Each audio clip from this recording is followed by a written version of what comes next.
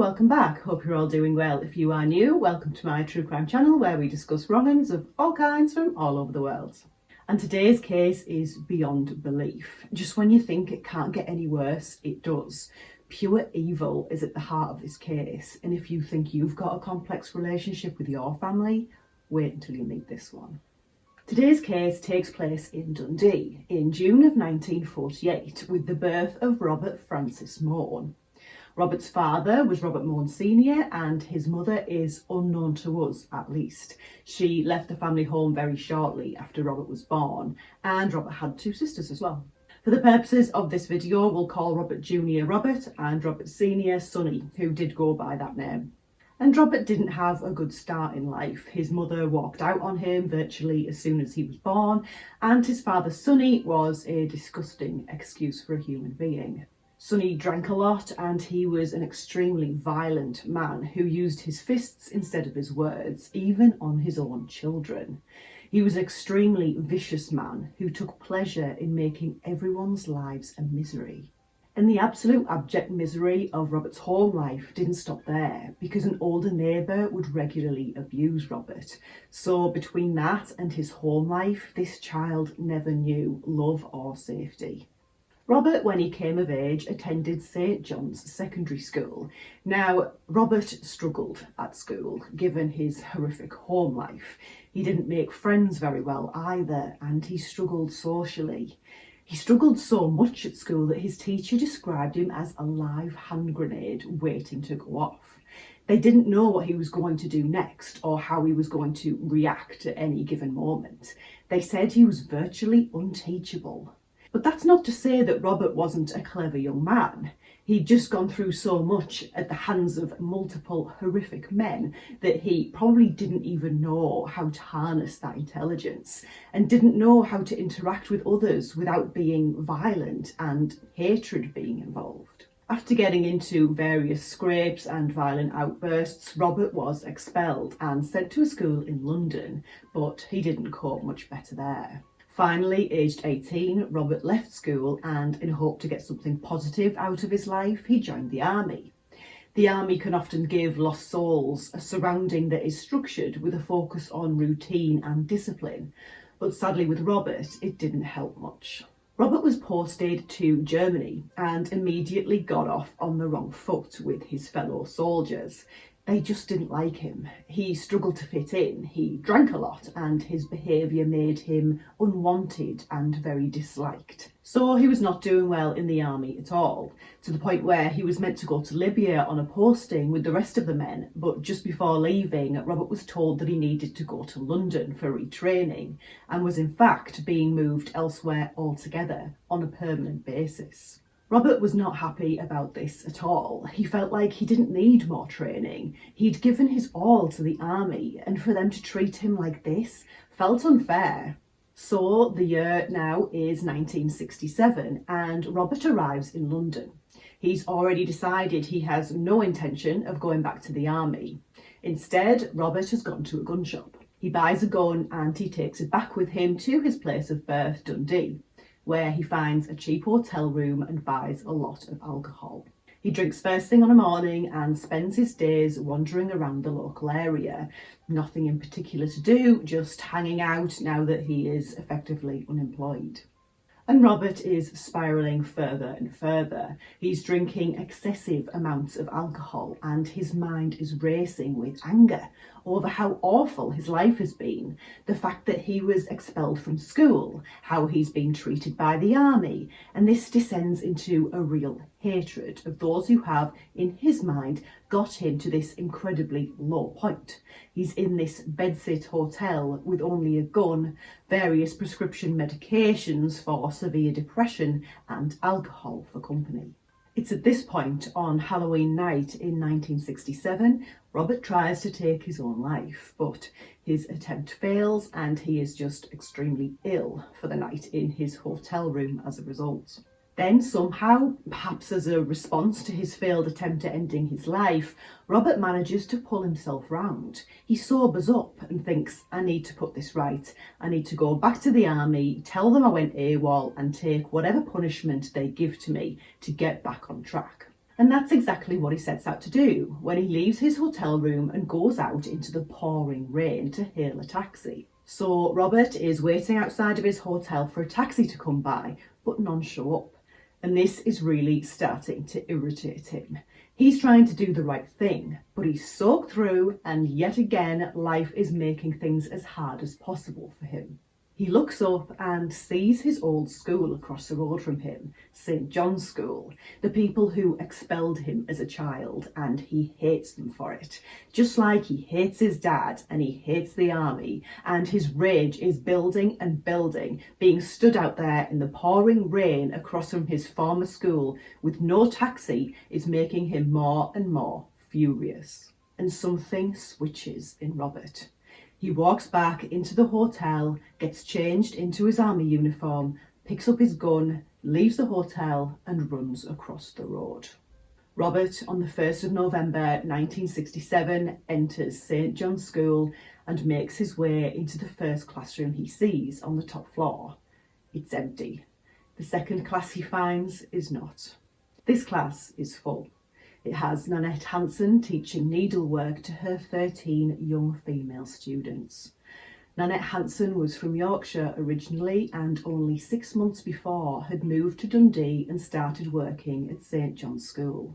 She was newly wedded to her husband Guy, and even though she was only 26 years old, she had the respect of both her colleagues and the children that she taught.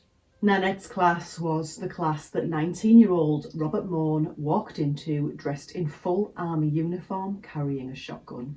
Now, at first, given it's a shock to see, some of the girls started to laugh, thinking it was some sort of prank.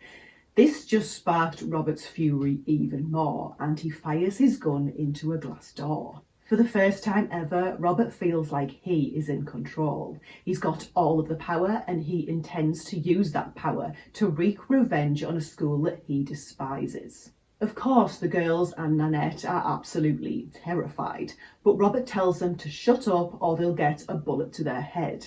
Nanette somehow maintains her composure and speaks to Robert in a very calming voice, choosing her words very carefully. The girls are ordered to put their desks up against the door so no one can get in, and Robert starts to tell them all why he's there, why he hates the school, showing off to them, clearly getting a thrill from this warped power dynamic that's now in full force. The police were alerted once that first shot was fired through the glass door, so they gather at the scene around the outside of the school, ensuring that the rest of the students escape the premises. All except Nanette and her class of teenage girls.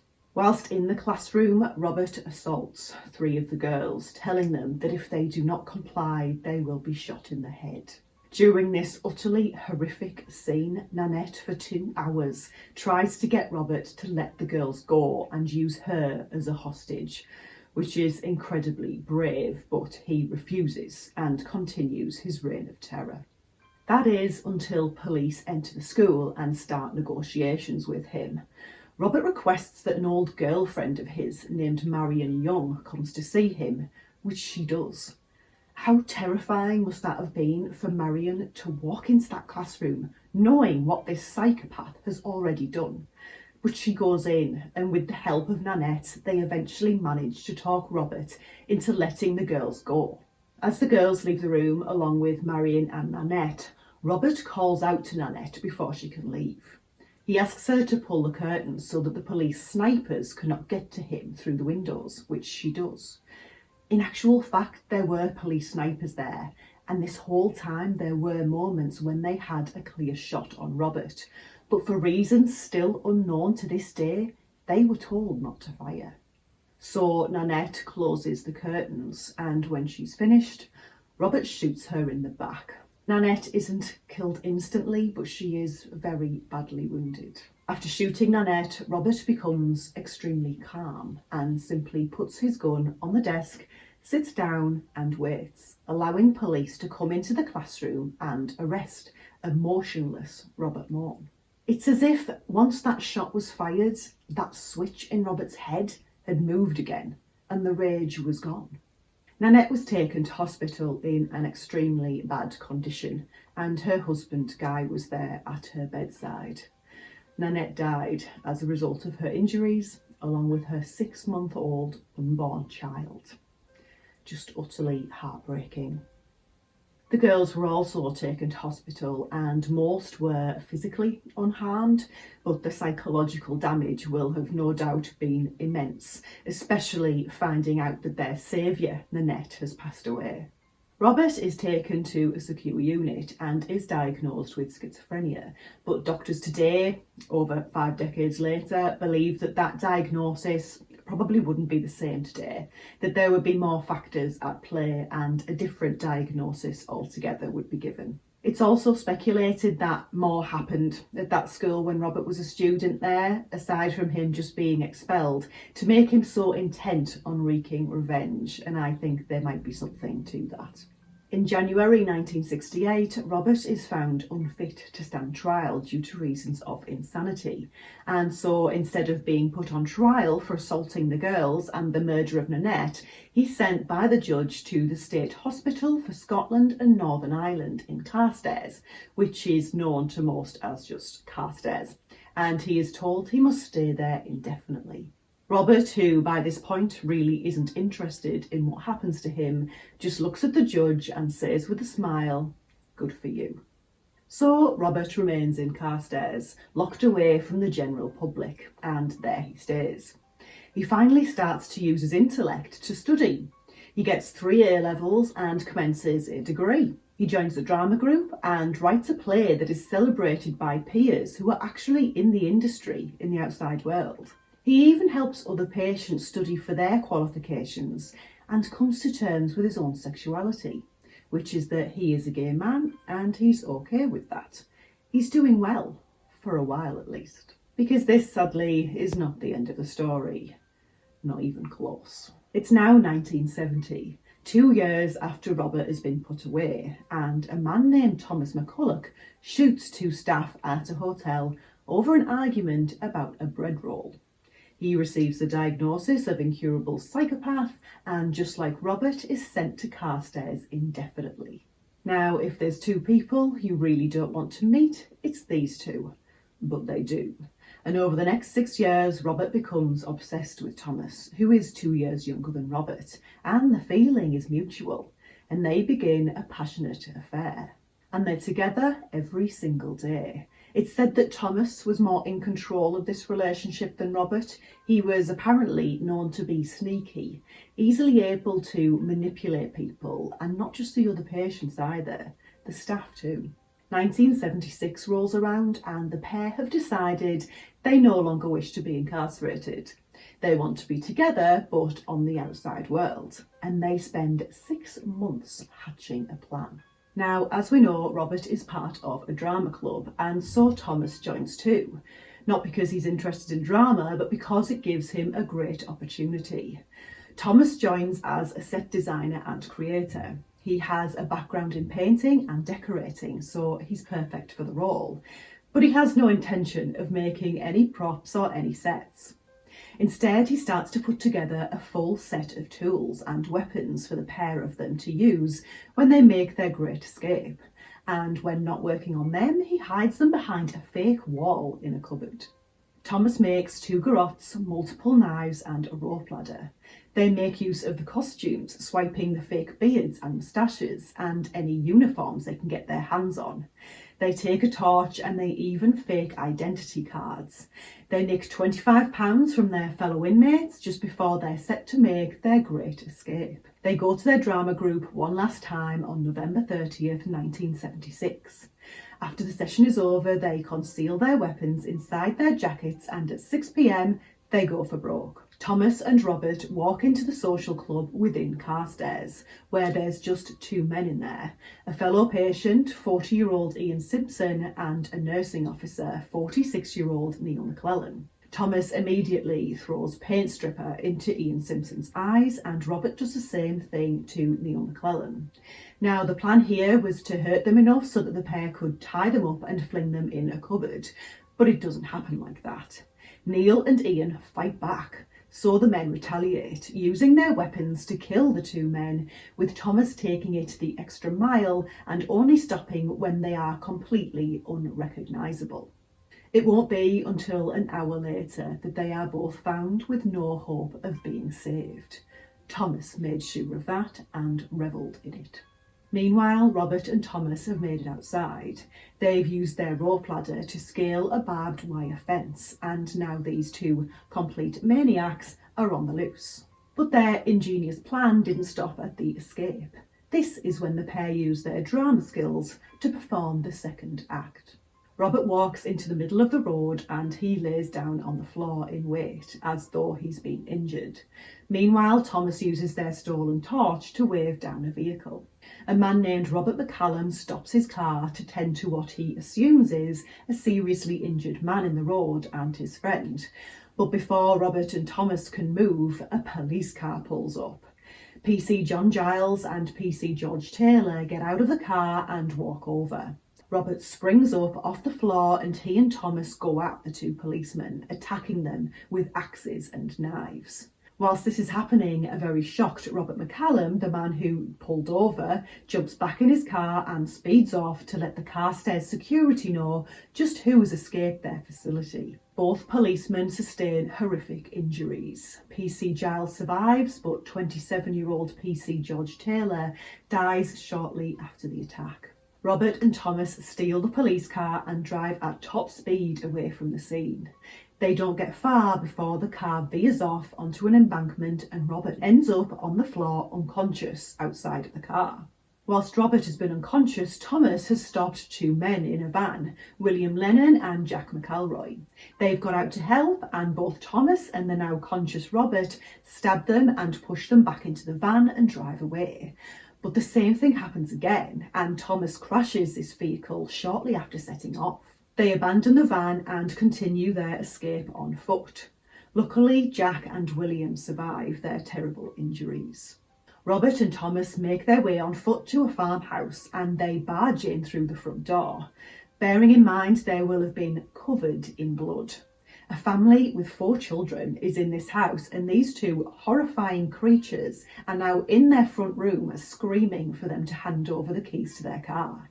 The father hands the keys over and by some miracle, Robert and Thomas leave them physically unharmed. I think by this point they probably just want to get away, given they've made virtually no progress and they know the police will be after them by now.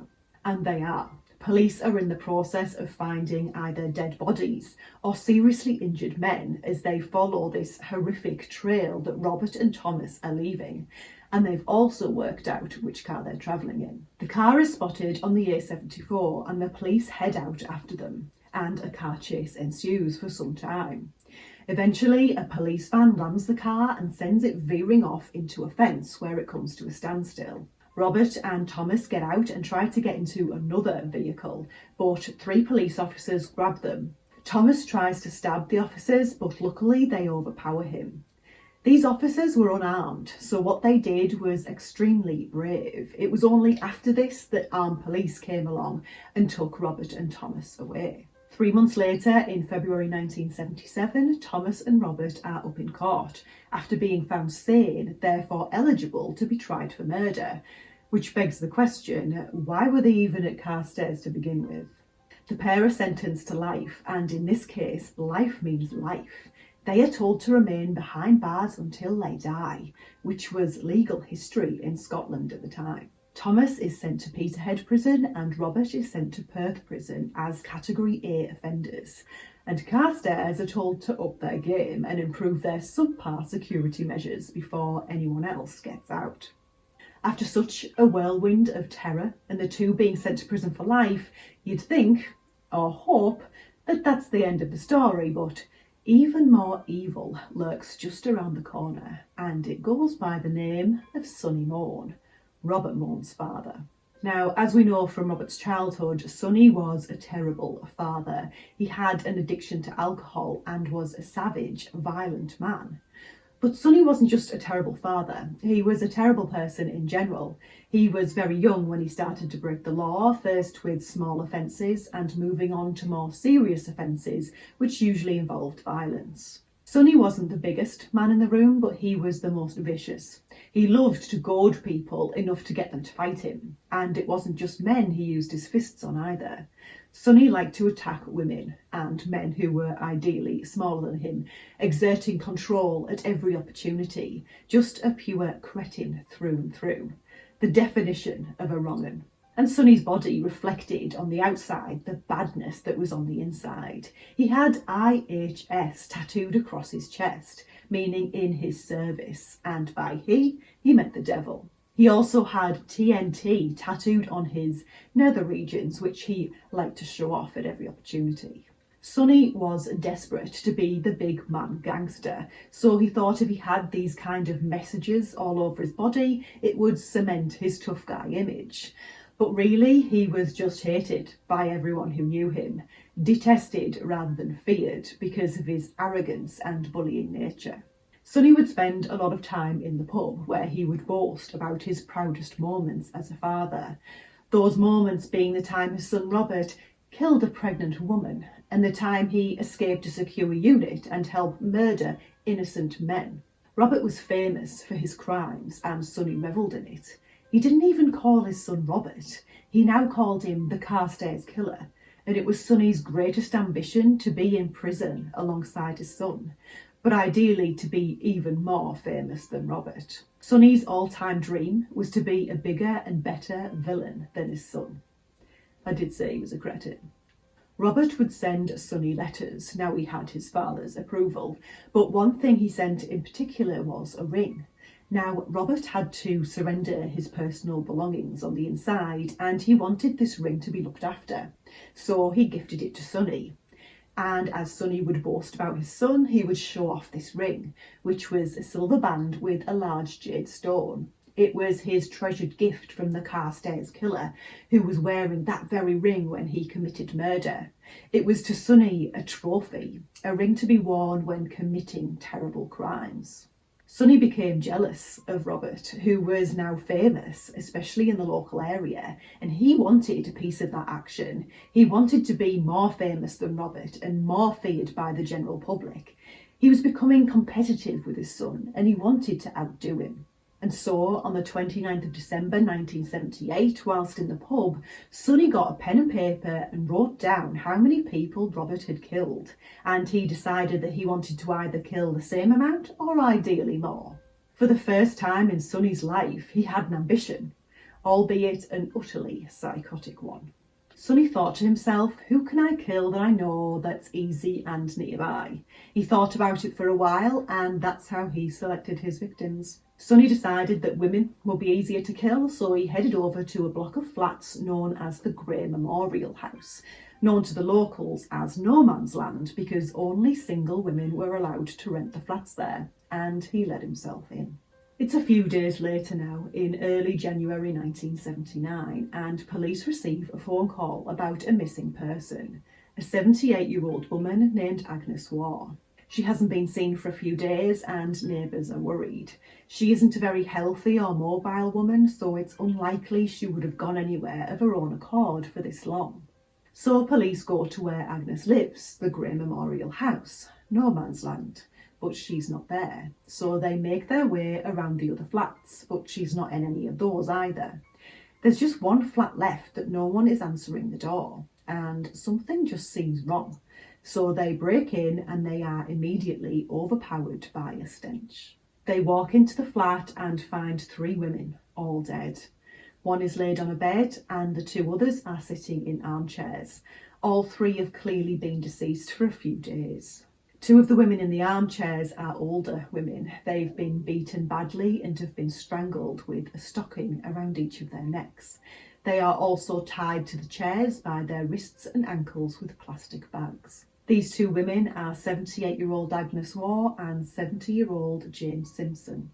The flat they are in belongs to Jane Simpson. The woman on the bed is 29-year-old Catherine Miller, a woman who was married just weeks before and had been badly beaten and strangled with stockings and an electric cable. The post-mortem of all 3 women confirms that they died by strangulation, but it also finds a key clue in the investigation. On the skin of the badly beaten women, there is a small imprint. It's the imprint of what looks to be a a very distinctive ring.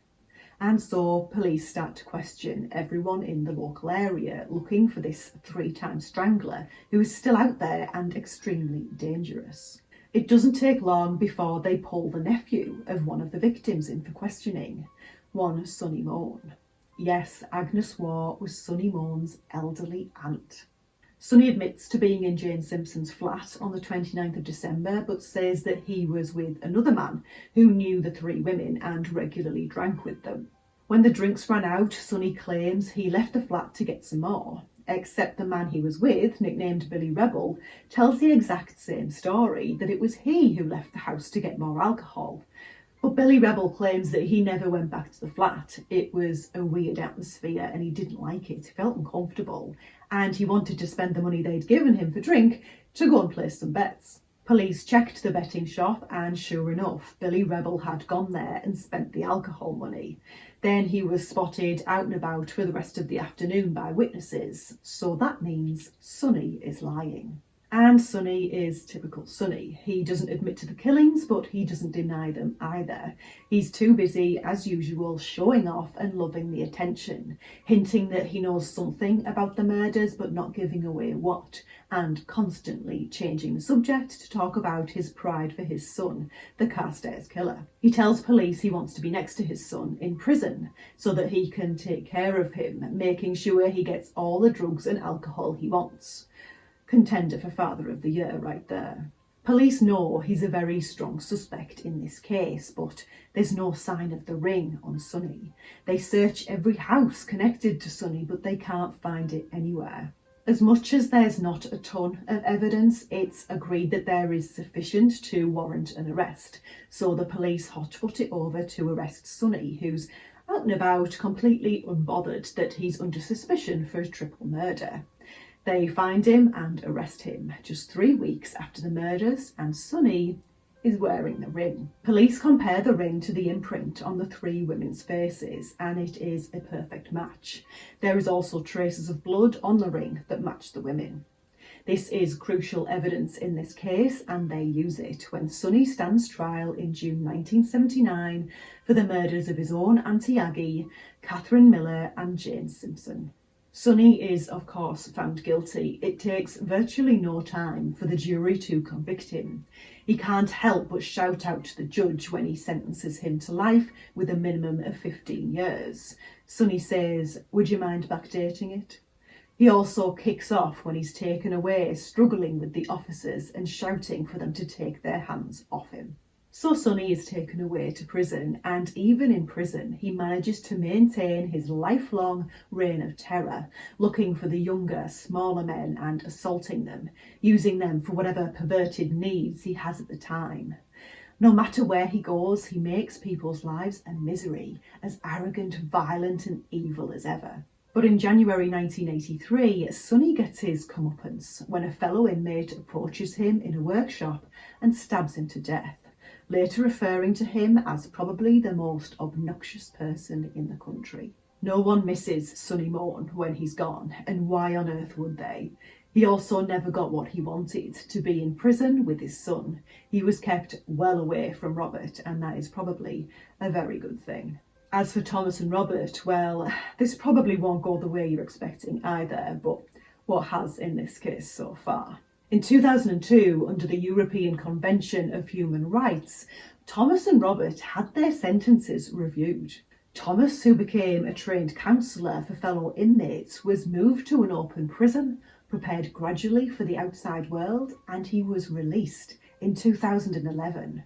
He could have been out sooner, but the locals threatened to kill him if he came out, so they waited until 2011, and he's out right now. He settled down in Dundee and got married, and as far as we know, has stayed out of trouble ever since. Of course, the families of his victims and the general public were absolutely horrified by Thomas being released, saying that the people he killed don't get to continue their lives, so why should he? Neil McClelland's son, John, said it was an affront to justice. He said, "For what he did to my father, he deserved the death penalty. He now lives at liberty, and that can't be right." But Thomas has been out for over a decade now, so make of that what you will. And as for Robert, well, he continued to cause bother behind bars. In 1981, he was involved in a rooftop protest, and he also got an extra 6 months added onto his sentence in 1995 for assaulting a fellow prisoner. They did attempt to prepare Robert for release by sending him to an open prison, but apparently he ended up going straight back when they got wind that he was planning to make his escape. I do believe he has been moved to an open prison now, but he still to this day hopes to be released, much to the absolute horror of the general public. Robert Mone is one of Scotland's longest serving prisoners. After Nanette died, her funeral took place in the church that she had been married in not so long before, and both she and Marion Young, the lady who helped Nanette convince Robert to let the girls leave, were given awards for their bravery. Marion was given the George Medal and Nanette was posthumously awarded the Albert Medal. Every year, St John's School remember Nanette and what she did for those girls so that she is never forgotten. I think what runs through this case is bravery. The bravery that these people showed when they came face to face with these men. And I think that's what we should remember, rather than these criminals. And that's it. I hope you found this case interesting. It was a lot, wasn't it? Feel free to suggest cases that you're interested in. I only want to provide content that you want to watch. With that said, have a great day, stay safe, and I will see you next time. Bye bye.